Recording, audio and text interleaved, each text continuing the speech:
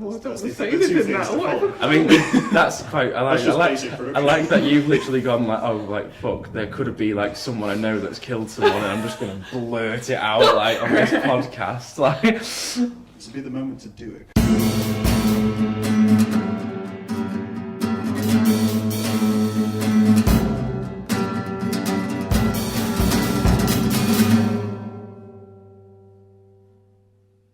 Welcome to the podcast, guys.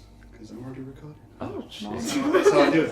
Do that. I just sneak it in. I don't want to do a terrible job of introducing you, so I'm going to let you introduce yourselves. If you tell us who you are, what you do. Okay, are we going like separate or together? Like, how? There's like so many ways if you can do it in this. unison, that'd be amazing. We're not a collective. Rod's going to blurt out the wrong word and then you pop up.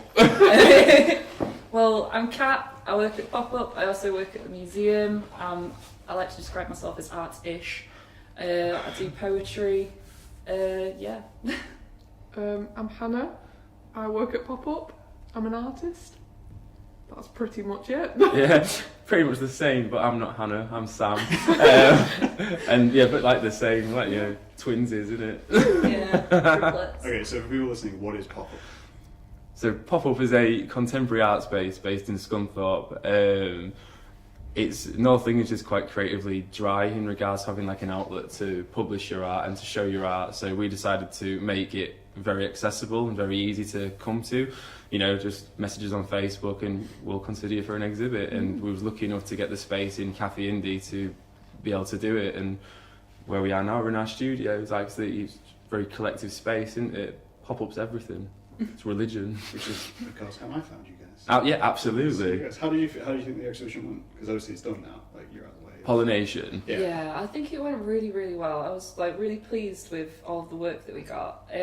We didn't get any photography though, which I was really... Yeah, we like literally said, we were like, everyone will do photography. And we had like all the work laid out on the floor and we were like, no. How does this happen? But we got a lot more sculpture than we usually do, which was really cool. And thought-provoking drawing, which is like, yeah, getting that actual just drawing is like usually something, we get lots of painting, don't we? But drawing tends to be a little bit more niche for some reason. People just like their paints. I mean, I've had that experience because I submitted you guys a drawing, was where you send it to art companies and they don't see it as legitimate art. It's it's not painting. This is like the other thing, because like we want to be like you say, as accessible, don't we? Yeah. And art covers so many bases. What you find with like a lot of at the risk of sounding like I'm going to be slagging them off, but a lot of like higher end galleries kind of have like a bit of an agenda of what they already want and take in, don't they? And there's like a lot of what isn't. There's a lot of non-accepted sort of forms of art in a lot of places. Is that libel? No. You mentioned names. Cool. Absolutely. So have you guys done shows outside of Scunthorpe? No, not yet. No. Didn't you go to London? Oh, as Pop-Up. Oh, as Pop-Up, I mean, like just separately. Right. Didn't you exhibit in London? Yeah, I was gonna say... I've exhibited in Ireland, in Europe. There you go, yeah. Just say it quick before they drag us out. Just say it quick. It's alright, there'll be a bridge. Yeah. Yeah, that is the same. Yeah, I've exhibited in London, Leeds. Obviously, you an end of year thing that you do. Near Leeds. That's really bad that I can't remember its name. No, the Bradford. Bradford. That's terrible geography. Yeah, that was really bad.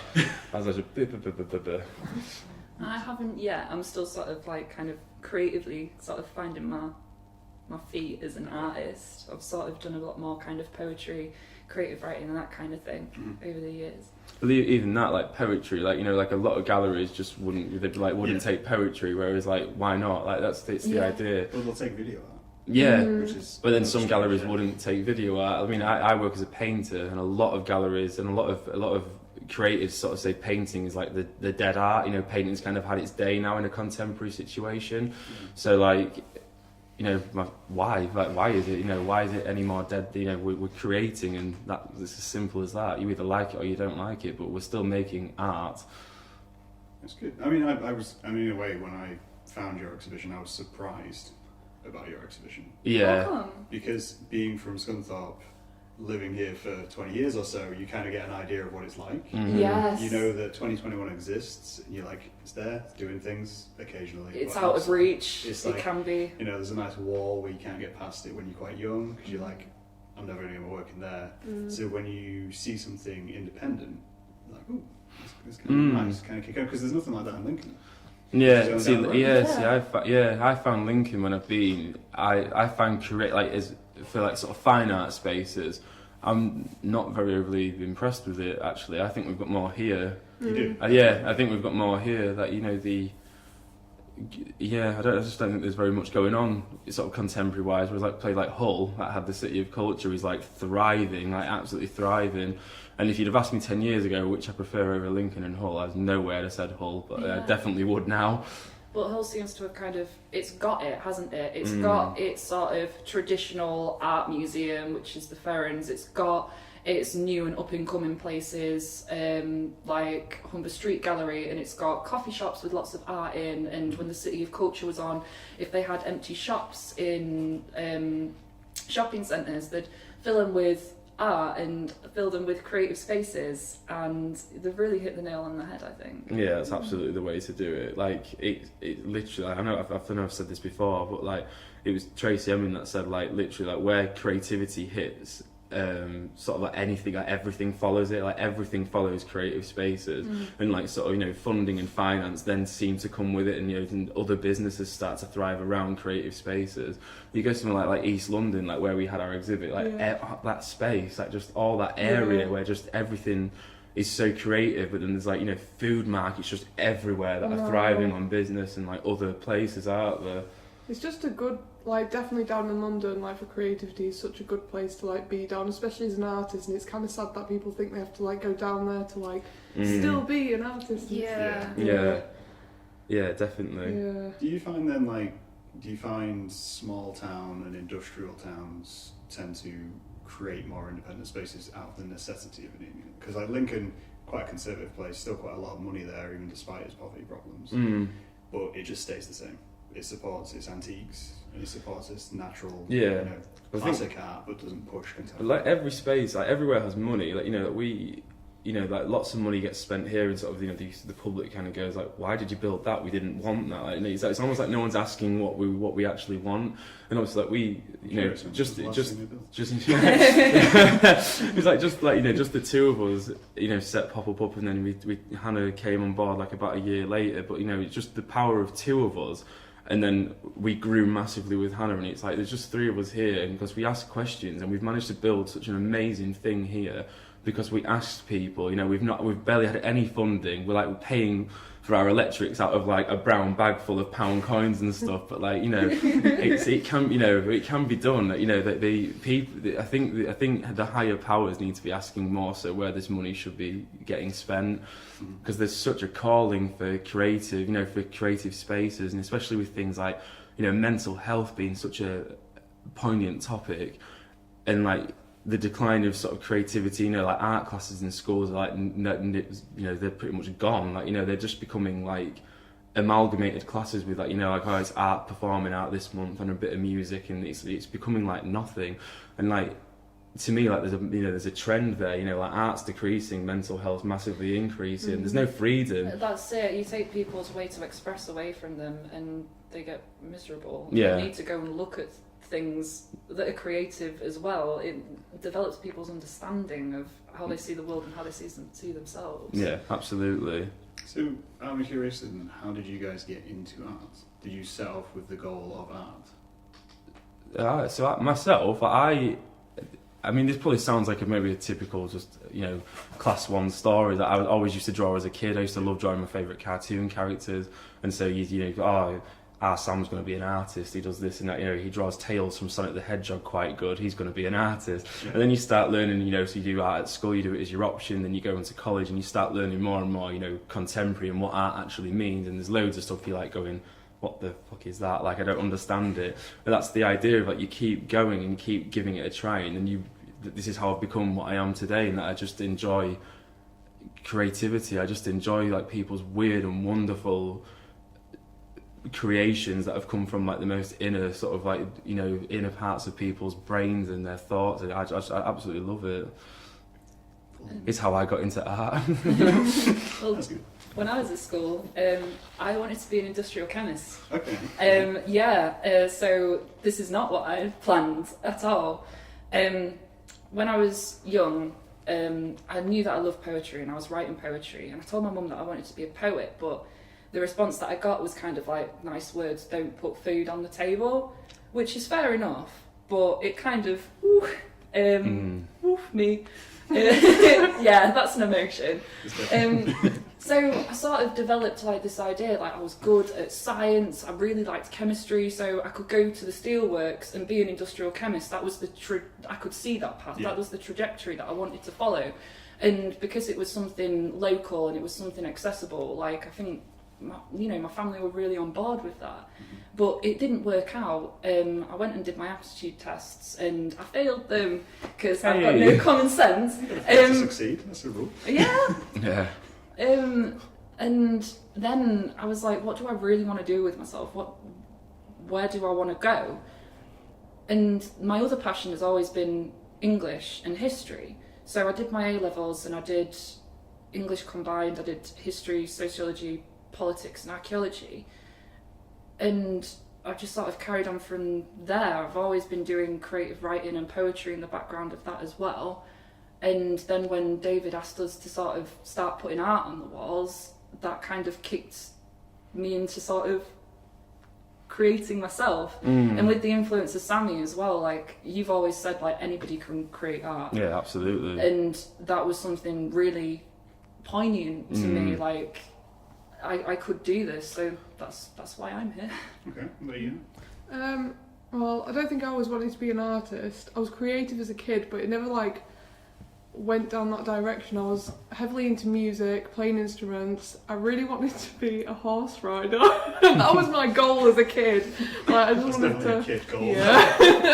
Yeah. But I got to college and I did creative digital media. So I actually wanted to be in animation, photography, or graphics. And then for some reason I took the foundation course, and then it just ended up being fine art, and now I want to do art. So it's one of those things which does get me curious, because obviously I'm from the same location as you guys, and I went kind of similar to you. If I got to college and was like, I can't make money doing fine art, I need to be able to support myself. So I pushed myself into photography. Yeah. And went to uni to do photography and film, because that's what you do to make money. And then I kind of had to push myself back into fine art. Yeah. That's like a classic case, you know. Like I think all of us, like you say, wanting to be a chemist, and you know, and everyone thinks about the money, and especially from like your parents and your grandparents always like, and especially in a town like this, always go, you've got to think of the money, and like. I remember thinking all through, you know, uni and like doing this fine art degree, and I'm like, oh, what do you want to do with it? And I was like, well, I just want to be an artist. Like, I just want to do what I'm doing now. And it's like, why, you know, I want to be happy. You know, why do people are so focused on like money? You know, businesses shut down, art never dies. Businesses shut down, and then if you've worked, you know, 50 years somewhere, that just shuts down. Like, no, like, what have you left? Like, who remembers you? Like, you know, like, do something. Like, leave a stamp. Like, leave something in the world. You know, I find people's way of thinking that just like money. I just find it so bizarre. I think definitely from like small town as well. Like, if you have parents like that and you have like grandparents like that, I think a lot of that's formed out of fear that you're going to not be able to take care of yourself, because they've maybe had a time where they've had less money. I know my parents, like when we were growing up, we didn't really have any money. And so when we got older, they were like, do something where you're guaranteed a paycheck. Yeah. Like half of my family kind of took that like that, and it's not like, you know, I don't resent them for it. You know, you know, it's best interest at heart. Like my mum was always really good. Actually, my mum always just sort of said, you know, just do what makes you happy. So I've always kind of had like the one side saying, you know, get money, and the other side saying, no, just be happy. And like it was a really strange like intertwining. Like, I don't know what I'm doing. Like, I went off and did hairdressing for a bit, which why, you know. I passed the hairdressers on the way here. I don't know if it's me, but everyone seems to have the same haircut, right? Yeah, we do. It's this one. Everyone has this haircut. Because the barbers do loads of shades, and it's like, what am I doing wrong? The barbers they do a cracking job of this haircut. Like, I just kind of go with whatever they give. I love it. I love this haircut. Perfect in winter when you can just feel icicles like on the side of your head. Stunning. I give up my on my hair years ago. But it's one of those situations. But yeah, so in terms of kind of getting started then, if you look towards like the rest of your year and what's coming like for you guys, how are you going to bring more people into it? Do you want to bring more people into it? Or do you want it to stay as just you kind of kicking this? I mean, like we've, and especially recently, we've actually, in regards to members of Pop Up, we've been sort of saying like, when do you think the fourth member is going to arrive? Because we see like Hannah happened very organically, just like Hannah exhibited some work with us, and it was just perfect. And then Hannah's way of thinking was very on board with us, and then Hannah whipped me and Kat into shape, which we sort of needed because we're much more flyby than Hannah. Started taking notes and was like, why the hell? Yeah, like I was like, I was like, she brought a book. Yeah. And a pen. I was like, whoa. I was like, just we've just been scribbling down on like pub napkins. Yeah, with a pint and then forgetting everything. But yeah, yeah, we've been sort of talking about, we don't think there's like a limit to Pop Up. It's just kind of like if you sort of fall into it, I suppose, like and in regards with people exhibiting, I mean, the more the merrier as far as I'm concerned. We're starting to get people now applying a lot more out of Scunthorpe, which is really good, because like what a better way to put it on the map and to remember Scunthorpe for something that's not just the steelworks at the loom and gloom of shutting down. That's we should be looking at more, trying to focus on positivity. Do what Sheffield did, just absolutely revamp and just bring a new lease of life to the place. And Sheffield's banging.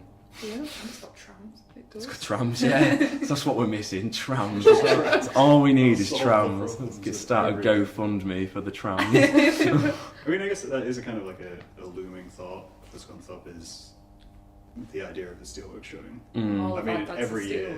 Yeah. My dad's steelwork. It was one of those things. It was always looming, and every year they'd be like, "It's going to close this year."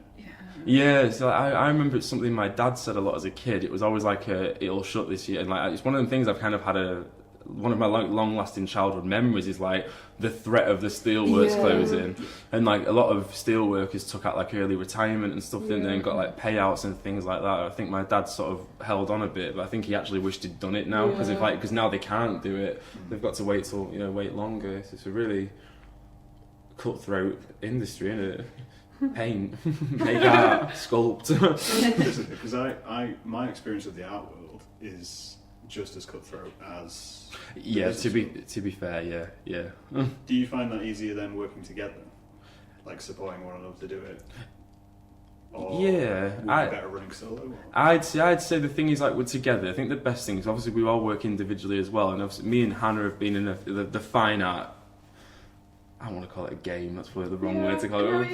But we've been in the fine art game longer than what Kat has, so we've had more experience with applying for things elsewhere. And one of the things that we've sort of always spoke about, which has been really good that we've come together, is like how much like rejection you get, because all you ever see on Instagram, and when your life has to look like it's shit hot, is like got this exhibit, done this, I'm exhibiting some work. What they failed to tell you is 10 of these applications, which I paid £20 per go, I didn't get in, and like then and this went wrong and this went wrong. And it's like you said earlier, like literally success is just built on a million failures. Like our artwork is just, all of us is just built on what went wrong. It's just like that's what it is. In many ways, shapes, and it is a very cutthroat. Like any industry, I hate saying that word as well, but like it is very cutthroat, and a lot of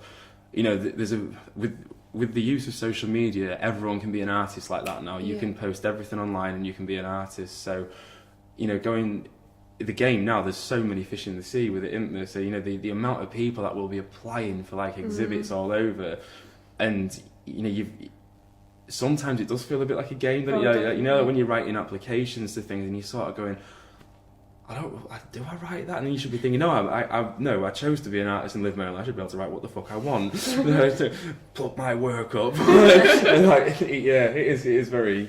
It's hard, I think. I think as well, like when we've gone to like some sort of like artist talks, and I think some people, when they've found success, often feel it's like a very like can't discuss how success, and don't look at my work and like it, but don't ask me anything about how I've got here. And it's like, why? I think that's kind of part of how I see pop-up working, though. It's to get rid of that cutthroatness, to get rid of that, and just be like, to have people who are creating inside or outside of North Lincolnshire, like have a friendly face to come and see if they want to put work up. There's not going to be that immediate like, oh, go away, this isn't good enough. Like if we like, even if it's not good enough, we'll still feed back to you, we'll still talk to you. And yeah, absolutely. I mean, like to say, you know, we're very approachable. You know, it's not, you know, we're not saying like the standard of artwork is, you know, isn't there. Like obviously we like to see, you know, we're all good judges of,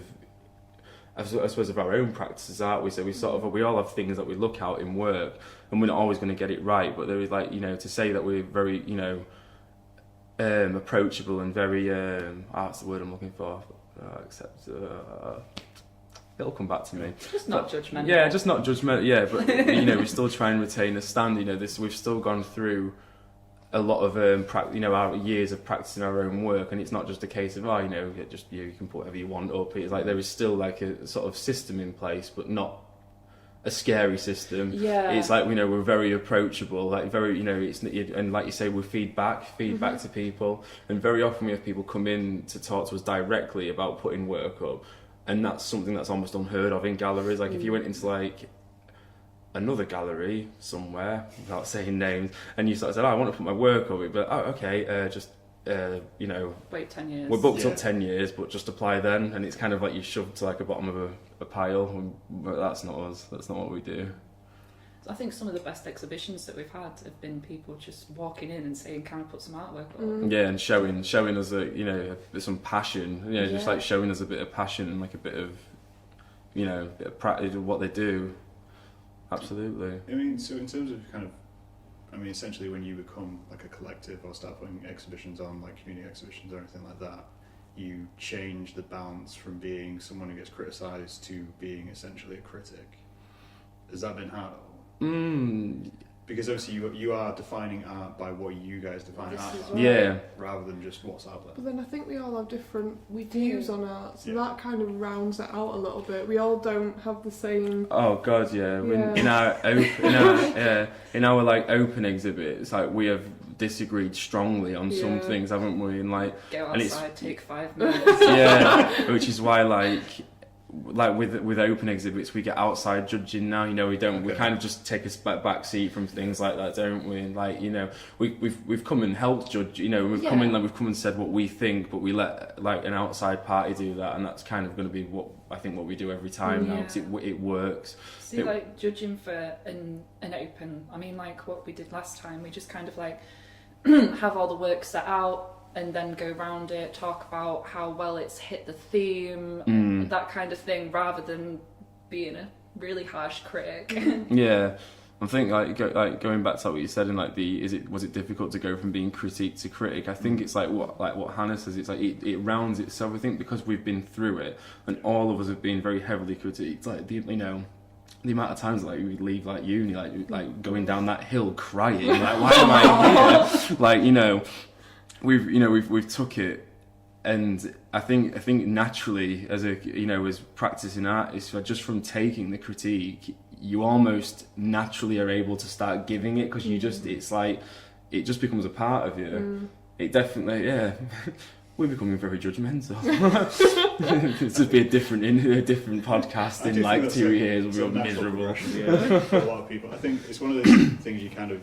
I don't know, I think it's hard to avoid getting gradually more judgmental and cynical, especially in this kind of industry. I think, because especially, I mean, like, you know, being artists and creators, we grow every day, we grow with every failure, and, you know, when you decide yourself that a piece of your work or a piece of your practice is a failure, you will naturally, when you see it in other people's work, start going, no, that's not working, or that's not working, and obviously the longer you do it, the more critical you will get.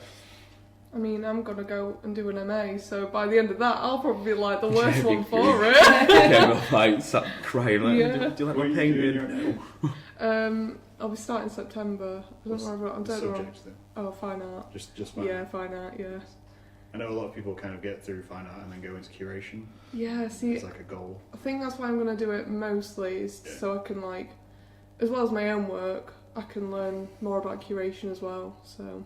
We will see by the end what happens. Smash it. Yeah. So with your kind of work, do you tend to stick to the same themes with your kind of work? I definitely do. I tend to have a lot of dead plants. I was really glad you said plants then. I don't know why. I don't know. What are you hiding? Yeah, I don't know what I thought you were going to say then. Just heard dead and then the letter P. Yeah. And I was like, Intentional dead plants or just accidental? Well, some accidental. I tend to work with a lot of natural organic materials and a lot of found things as well. Like the found objects really, really interest me, and often work around history again. Often things like lost knowledge and mushrooms. Lots and lots of mushrooms. lost knowledge Not of mushrooms. those kind of mushrooms. Just normal mushrooms. And then you found the knowledge. I know it now. I've got the knowledge. I knew I had a third eye. What are you two? I work a lot with space and narrative and sculpture and installation, usually around the theme of like apocalyptic sort of thing, things taking over, invading. Yeah. Nice. Lots of tentacly things. Yeah, It's really cool. fabric as well, lots and lots of fabric. Mm. And I've come from quite a musical. I play the piano, so I've always liked to look at art as sort of as free as music and as free as sound. And I discovered I had synesthesia when I started painting. And so my practice initially was just me sort of painting music and painting quite freely and trying to sort of create music upon a surface. And since it's become a lot more material, but I've become obsessed with chemical imbalance and mixing things that don't belong together, sort of oil-based things and household emulsions and really cheap, nasty things with very expensive, lavish materials, and just going on destruction. But because I've got synesthesia, a lot of my titles are still quite remnant of music. Some are very the word maybe distasteful, my grandma would say, and please don't show me that. Looking at things the colours that have come from sexual experiences and things like that. So I'm trying to become a lot more gritty now because we've been in Scunny now. We're hard boiling into gritty people. So yeah. Scunny make you hard? Absolutely. The whole idea of iron inside of you. Yeah. I'm going to show this iron. Yeah. You guys picked the topic for the podcast. What was the actual? Did we literally go art in shit towns? Yeah, Is that literally the title that we went for? Great. I don't even think we'd been drinking that day. I think we just literally came out with it. Fabulous. Listening to your themes, you kind of, whether you recognise it or not, you pick themes which are very Scunthorpe. Yeah. Yeah, actually. Dead In terms apocalypse. of the broader realised strokes we of do it. Scunthorpe, those are the ones which usually come up in discussion outside of Scunthorpe, about Scunthorpe, if someone actually knows where it is, because nobody knows where the fuck it is. Yeah. Near Ullin it, that. Do you think every town has this? Do you think you become a product of your own town?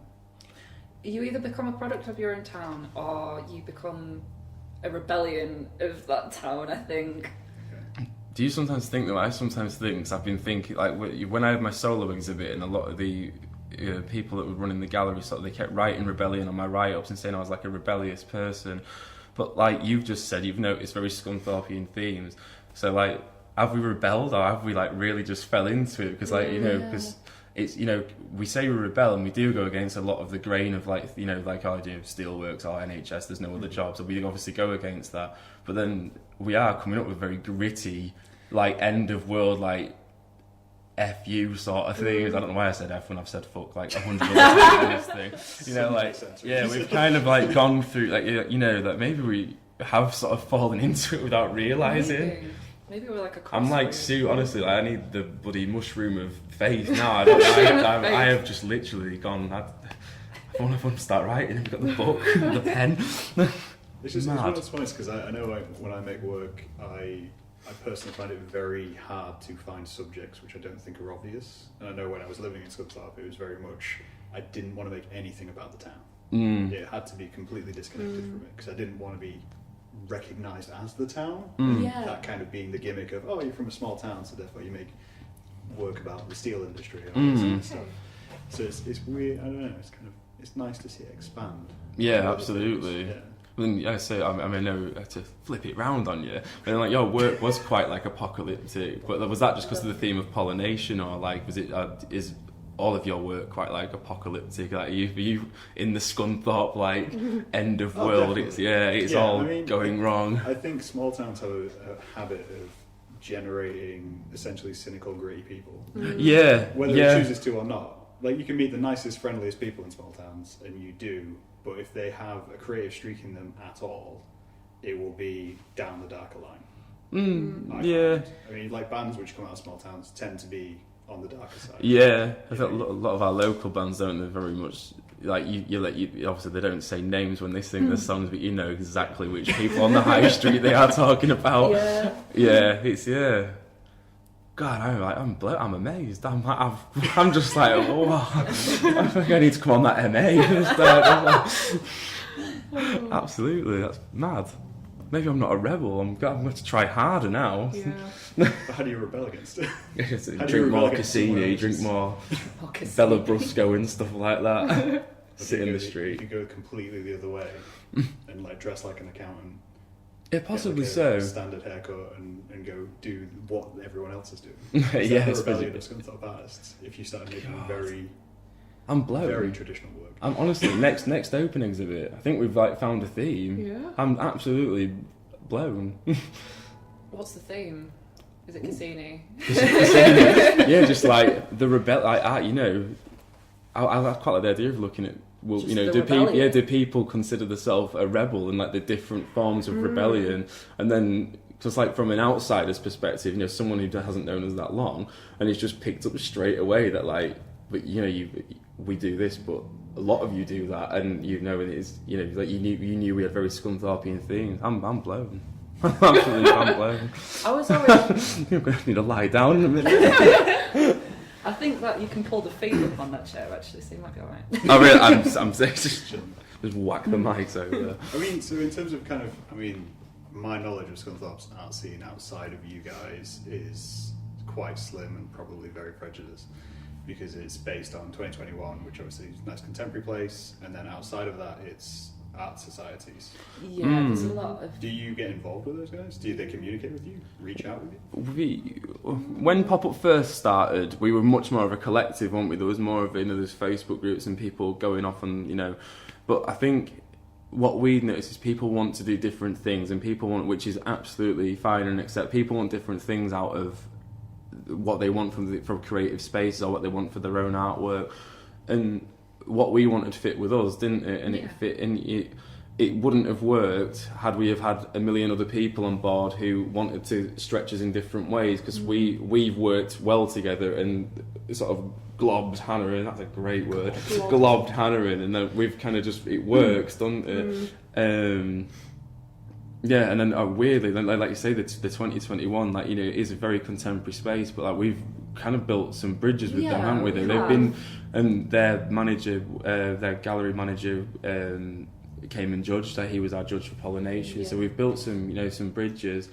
And like you say, it's one of them spaces. I remember when I used to go as a kid, and you think, oh my god, like imagine getting your work in here, like it'd never happen. But then I got my work in there last year. Like you've had work in there from Opens as well. Yeah, like it does. They do have things going on, but it's like what you say. It's like it comes across maybe a bit intimidating spaces like that. Like unless they approach you, would you dare approach a space like that? And obviously because we know them now and we're quite friendly with them, we do. You know, but I can see where, like, you know, if you didn't, like, you'd be like, oh god, I don't dare say anything. This is my work. Can be intimidating, I think, like the big gallery with all the white wall space. But there's their space is like fabulous, isn't it? It's absolutely fabulous. Yeah, it's really good, and they do have like a lot going on. To be fair, it's just a case of asking and finding out about it, and they tick a lot of boxes like we do. And like, you know, a lot of their exhibits are quite holistic, and there's a lot for sort of everyone, and that's kind of something we've like tried to heavy focus on, is like trying to get something that someone can resonate with, you know, and like in trying to always get something in that someone can like perhaps relate to, or if not, maybe asking why it doesn't, and like just get people asking questions. That's the most important thing, to sort of get people creatively thinking, is just to ask ask questions. If you don't like it, ask and tell us why you don't like it. So do you think you have like essentially, I don't know if you have like a manifesto or a goal with pop-up for Scunthorpe? We were going to write a manifesto. We were. Yeah. Most collectives have a Yeah. manifesto. We sort of like when we That's good or bad. when we came when we came together and had to write the boring business contracty things up and come together as an actual thing, which I know sounded terrible. That we came together as a thing, but yeah, we wrote down a lot of things and a lot of our goals and a lot of what we want from pop-up and a lot of what it means to be a part of pop-up. And I'd say 95% of the time we all want, sometimes we say something and maybe the other two members kind of go, actually, and you have to like rethink a lot of things. But in general, we tend to all have a similar goal, and accessibility tends to be like the core of it. And everything else, I suppose, comes as being a bonus. I mean, you make yourself accessible. You've done it. You've got people in. You've already. You've got the first step. I think what we used to, I know on our website when it first started, our thing was like a voice for artists in Scunthorpe and North Lincolnshire areas. Like that was our first. Yeah, it did. It did start much more local, didn't it? And then I think we've kind of done that, and now we're still doing that, but we want to bring art to North Lincolnshire and Scunthorpe as well. Yeah. We're kind of seeing. Yeah, I think because to bring it in, you're helping the local people. You're helping locals. People then start coming to the town and seeing the town as a creative space, and that's what a better way to help local creative people than to have the name put on the map as a creative space, and going, I recognise that name from that artist down in London or that one up in Hull, and they've exhibited in that space, and I can also be in the same space, and that's Do you think you're very much more geared towards helping existing creatives then, or not kind of giving people the outlet to create? What as in as if we're aimed at more people that have already kind of created. Yeah, so I think a lot of your indie ones, they kind of they push along the lines of either going down the line of giving people a space where they can feel comfortable creating because they don't necessarily do it, or down the other line of people who are creating just can't get their work out. Yeah, I suppose both. We've kind of both. I think when I think years ago would be when we first started, before we were even called Pop-Up, it was just a thing that me and Kat sort of did. And it was a lot of local people that had never exhibited work. A lot of it was very the sketches and things they've done, and it was that's kind of how it started. And then since it became, we started meeting a lot of people that were going, I've had a fine art degree for 10 years and I've never exhibited work, and it was wow. And so we started meeting such a raise of people. And last year, my God, the amount of exhibit, the difference in contrast between where artists were at. But it all worked, even the artists that they sort of with college dropouts, but they still managed to put on a show and still put things on. So hopefully that person then will create now. And go, education's not for everybody, but hopefully they'll still create and carry on creating and go, actually, no, I had my work in an exhibit. I can carry on and do this. And then people that struggle to get the work out there can hopefully have that. It is a sigh of relief, isn't it? When you get an exhibit, it's such a sigh of I'm good enough, fight for a bit, and you do need a reassuring every now and again that what you're doing is good enough to keep pushing on. So we've kind of ticked the boxes, I suppose, even that we've helped current artists and people that want to start calling themselves an artist. Well, even people that don't think they're artists or creatives whatsoever. Well, yeah. we had some trans awareness live drawing sessions. We had a trans model. We thought that we were actually going to get backlash on that. Actually, being in Scunthorpe, we thought we didn't think that those things went together, but they did, and it was beautiful. I would say 50% of the people that we had coming to those sessions didn't have any formal background in creation, creativity, art, whatever, and they still loved them, and they still got the sense of fulfillment out of it. There was a guy called David who came, who hadn't drawn and since he was about 10 or 11 years old, and he produced some absolutely fantastic sketches. So that was win, absolute win. Yeah, absolutely. I find quite interesting that you guys, in a way, you're very balanced in your kind of view of what you're doing, and, the people you meet Because I mean, you just mentioned that like you meet a lot of people who haven't used their degrees, gone out, been creatives, and then have retired into a standard job kind of every day. But then at the beginning, mentioning the whole decline of creative education. I mean, I'm quite a cynical person in the sense that I think arts education generally kills artists. I don't think it's designed to make artists. It's designed to make creatives who can get a job. I think, I mean, I think to a level. I mean, I do think that like in earlier years of my arts education, because obviously colleges and like you say, like colleges and things have quotas to tick, which will just it's the way it is, and it's not the right way. But like I think a lot of it is aimed at like getting the youth into work and getting these like people. So, but then when I got to uni. I mean, like my second year at college was quite free and quite, if you want to do fine art, go do, and it was very, very good for me. But when I got to uni, like it changed and it became like do art for you, and there was no push at uni to go get a real job. It was just like go make art and make the best art you can make. And that's fine. And that you can be fulfilled through that. It was. I mean, don't get me wrong. It was still tough. I found I destroyed all my work from uni. I found I made a lot of work.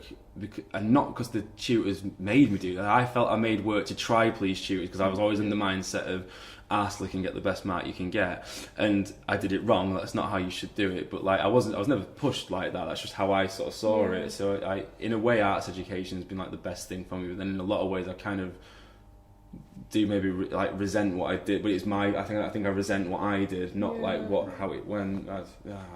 I don't know, I have a different sort of view. I think I thrived off arts education. That's why I'm going back into my MA, because I love people questioning my work and like saying, I don't think it looks like this, and I'm like, right, how can I change it to like, I don't know, change your perspective of my work? I don't know. But is that then you like playing into somebody else's idea? I guess so, but then I think that's kind of my work. I want my work to be seen a certain way, like especially with narrative being a huge part of it. I want people to like think, oh god, that's a bit weird, like what am I reading, sort of thing. So do you worry about people misinterpreting?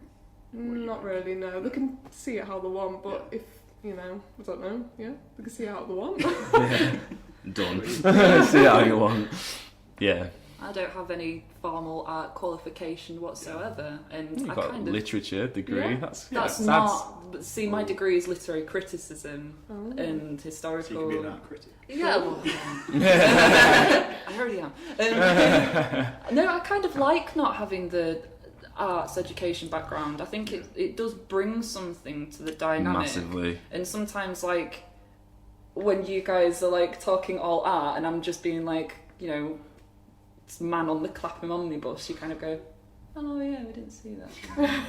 That wouldn't come across to the general public, so no, I'm your general public person. No, but it is it is good because actually it's like, to be fair, we can get very lost. Yeah, we can. Because we went to the same uni, and we can very often take ourselves back into like that art studio and sort of just like da da da da da da da, and then kind of like the fuck, and then I'm like, you're like, actually we're not there anymore. Like we have to realise that this is not university, and we.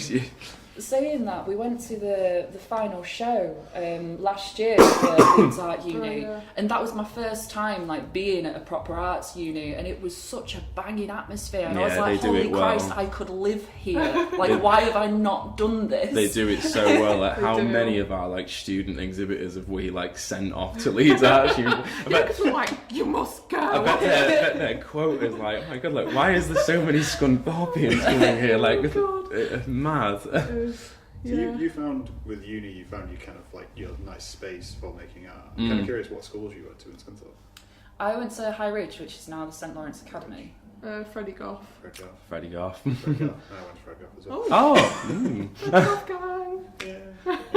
Yeah, I mean, like for me, education and art. So GCSE killed my interest in art. That's why I went down the commercial line, because I saw it very much as I was going to be expected to do landscape paintings and portraits. Well, that's very much and that's what I mean. I think with arts education, and this is wrong, I think it gets freer the further you get in with it. I think the further you get with it, the more you can start doing what you actually want to do. See, I never found that. Oh, really? When I went to uni, I found most of what I wanted to do wasn't going to fit the syllabus, and my tutors were unwilling to bend anything. Oh, wow. So again, when I came out of uni, I was very much just, I'm abandoning this. Yeah, some people don't have like the best experience. Like I once my experience of art uni was bad. In fact I really enjoyed it. I think I just approached it wrong. I think I maybe wasn't ready for it. I think I went too early. But I did find it. I found it free though. Like I say, I found fine art quite a quite kind of free quota. We don't have set things in our like briefs. We have like just make work. And There is that's like it. there's marking schemes, isn't there? You know, Yeah. like did it how sort of things like how much did it push your practice and things like that. But other than that, you could pretty much just do what you wanted. Essays, you could pretty much just write about whatever you wanted. I think there was one in my first year where we had set titles to pick from, and then after, just to get used to essay writing, and then they became very free, and you're like, oh my god, what do I write about? Like Mr. Tickle or something like that. I'm trying to think like how far my literacy skills had got. Do you find them, because I mean, I found your choice of theme for exhibition quite interesting, or at least how you presented it, because you presented it quite broadly. For pollination. Pollination. Do you think that's informed by what you've previously done? So pollination, we actually do some work with some, I would say scientists, but that conjures the wrong Like a image. sciencey art group. Yeah, they're called Invisible Dust, and they come and do like an art talk with us, and brought a lot of young people. You brought some young people, yeah, and so like they were sort of like taking trying to get an interest in the arts and things like that, and they were sort of talking about the theme of pollination on the phone to us one day, and then the more we thought about it, the more we thought, well, what a crucial theme, and like what a poignant and in the moment theme, and it, it's not too out there that people don't go, I don't get it, I don't know what to make. It's it's hopefully like something that like everyone's got a bit of an opinion on. It conjures up things to everybody, doesn't it? Even if it's just flowers and bees, you can still create work around flowers and bees. There was less flowers and bees in your exhibition than I expected. Yeah. So actually, we said the same. We actually said the same. We couldn't believe how many people saw it as like the scientific doom and gloom, like it's like the world's coming to an end sort of thing, which I suppose quite nice. I suppose in like a strange way. I think that's kind of what we were thinking when we were thinking about the theme, though, isn't it? Like, so it was sort of nice to see that other people were thinking the same thing. Yeah, absolutely. And I think we were maybe thinking like it'd be good to see what people produce. So like when we got in touch with the Invisible Dusting, and we could maybe feedback with like how artists have actually like taken this theme and like how they've done it. Nice. I mean, I get, because the reason I ask about themes is like when I make, so I do a community zine, which I take open submissions for, but I generally stick with themes, which I start with a theme where I've already got an idea in my head for what I would do. So I'm like, just see what everyone else does. I'm going to do my thing, and then you can respond to that kind of thing. So I wondered whether you guys did that with your work, because obviously you have themes which do all fit into pollination. Yeah, so I think like even now, like initially, I remember thinking like, oh god, like what can I make? Like how can I paint synesthesia and chemical imbalance into pollinator? But it just works. Like it just works. I think like all of us, it kind of fell quite naturally, like you said, just into our practice, didn't it? I can't remember did I put anything up? Yeah, you did. I'm trying to think what it was. That's bad, isn't it? Not painting them. I put two. Yeah, I remember. One of them was done under a pseudonym. Okay.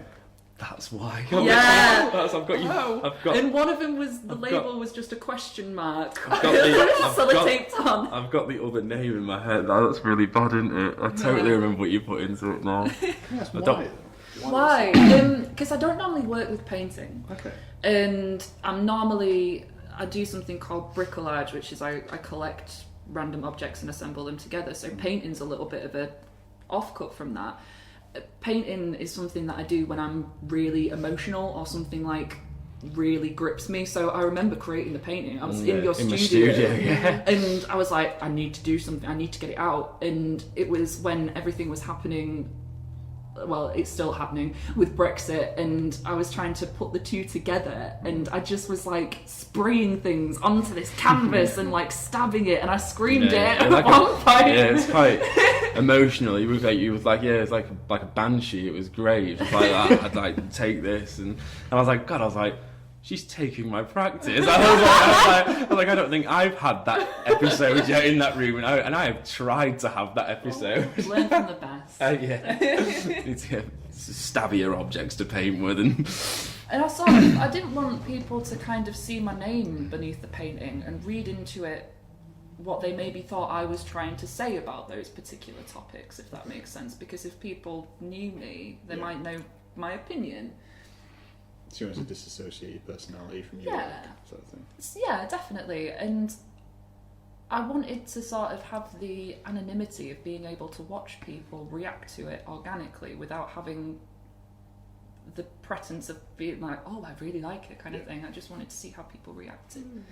That's cool. Do you find then, I mean, working close together, that you push each other's boundaries in terms of that? Yeah, we were talking about this because like we've just moved into our studio spaces, and it was kind of, this has been like in the works for like a long time, and we have got places to work elsewhere. I mean, like I have a studio at home, and I've got somewhere else that I can work in. Like you can work at home, you've got somewhere to work at home. But like the thing is, it's very easy to get lost in your own world, which is, I mean, that's great. That tends to be like where you make some of your best work. But every now and again, I find you can lose a lot of time and make a lot of error because you are too lost in your own world, and you looking at your work close up, and you just need someone there to literally physically remove you and just have like, and just like, you know, like say we've all got different practices, like you know, people very often mistake the thing that we want to be with people with similar practices, because, and it's like, no, like you want someone who's like got like such a completely different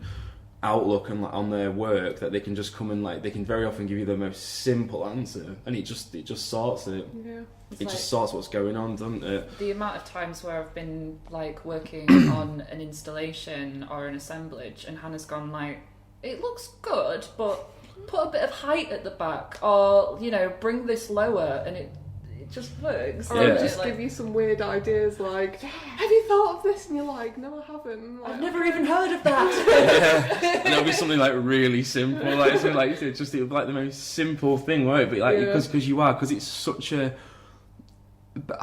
personal thing, and such a like, you know, every part of you is just trying to make something, and like it's so easy to just sidetrack and like, you know, and get lost in the frustration. Like, and I know like we especially me and you use frustration a lot to make our works, but there's like a good frustration, and there's like nothing is working, and like you get like, you know, instead of just taking that step back and having that other person to just say like, just whoa, like I think it's good to be together. I think it's going to really push our practices this year. I think I'm quite excited to see what we all produce. Yeah, absolutely. Nice. And space, it's huge. Yeah. It's fabulous. Like, you can do cartwheels in here and get drunk, and it'll be fabulous. Are you going to use this entire space as a gallery space? We've got some exhibits. We've got some exhibits. We've got some exhibits coming up, haven't we? Like we have one of the local colleges is having an exhibit up here for their final show, and they will get the whole reign of the place. Like, you know, with, you know, as long as we ask, you know, and like ask, you know, because we're talking about having monthly crits, aren't we, and having like an inviting the public up to come and see what we're doing. And you know, at that point it might be an idea to use the whole space and exhibit as if it were a gallery, you know, and give people the experience of like, right, okay, like this is what, because I think to display it like that would be like, you know, I think it's more it's more familiar with people. There's sometimes people see a space like what we've got, and it's just like just shit thrown everywhere. That means something very, you know, worthwhile to us, but like it can just be like, there's incense sticks and stuff. I don't get it. Like, sorry guys. So we love it. I've actually got fairy lights. It gets rid of the smell of damp, which is probably why I'm like choking as I'm talking. I was like. Okay, so as people, I mean, we'll kind of bring this around to like a nice point if we can. Excellent. So as people from small towns who have found their place so far making art, yes, what's your advice for people who are younger than you and frustrated by small towns? Because I know when you're younger, it's easy to be frustrated in small towns and shit towns. And Yeah, absolutely. Do you have advice, or do you? I mean, like we're saying, a lot of people protect how they got to where they are. In a way, I kind of think keep being frustrated, because Yeah. sometimes it can like bring on quite a good creative. I don't know. And then, yeah, I think it's like we said, like what we said before, like good frustration though, and like, you know, keep, you know, be frustrated and use it, you know, use it to make and you know, fight, you know, like we've had to fight to get like where we are, and like, you know, and you know, I think people in this town for a lot longer are going to have to fight if they don't just want. Well, no, even Steelwork are going to have to fight, are they? I think there's a lot of, you know, tension in the town, but I think like advice. I mean, I think it's bad to say don't listen to people. Yeah. Like, I think like I've found a lot of my failure and a lot of like that has been a lot of time consuming for me is because I've listened to other people and not gone on my own, you know, not gone off my own back enough, and not maybe had enough belief in myself. I think believing, that sounds too cliche. I'm not going to say believe in yourself. I refuse to say believe in yourself. But I think give yourself more credit. You know, and that, you know, and don't ever think an idea is silly just because especially if we're talking to young artists and young creatives, don't think that because you're in a creatively drier place that there aren't people there that, you know, that get it. You know, find us. Come find us. I don't think you have to move away to like find creative people. Yeah, come find us. Yeah. See, I'm a little bit in conflict with that. Like, I think you should carry on being frustrated, but you should go out into the wider world, find your place in whatever wider world that is, whether that's York, whether you go to Cambodia, whether anything like that, but just bring it back. Keep bringing it back, and then we'll no longer have to be frustrated in our small town because there's going to be more people like you. Yeah, absolutely. Yeah. Yeah, it is. Yeah, that was like we've brought a bit of Leeds back, haven't we? Which because there's loads going on there. Yeah. It's not that far away. It's only an hour. So keep dragging it back. It's like big string. I think that's a good message to end on. Yeah, I think. You haven't said anything too insulting, you're fine. Dropped an F-bomb quite a lot. I don't censor this and I don't edit it. So. Beautiful. Is that allowed on YouTube? Yeah. Hell, have you seen like some of the best videos are on you? Like some of like the, I say best, I mean like the worst videos are on YouTube. Like when Carol Vorderman's doing countdown and just writes. I have seen her write worse. I'm not gonna that. For my grandma's sake, I'm not going to drop the C-bomb on this one. I'm going to wait until I go drunk and bowling later to drop a C-bomb. I mean, on that note, we'll bring it to an end. Thank you for participating. Thanks very much. It's been really fun. Really enjoyed that. I might become a podcast addict. Alright, cool. Okay. Excellent. Just as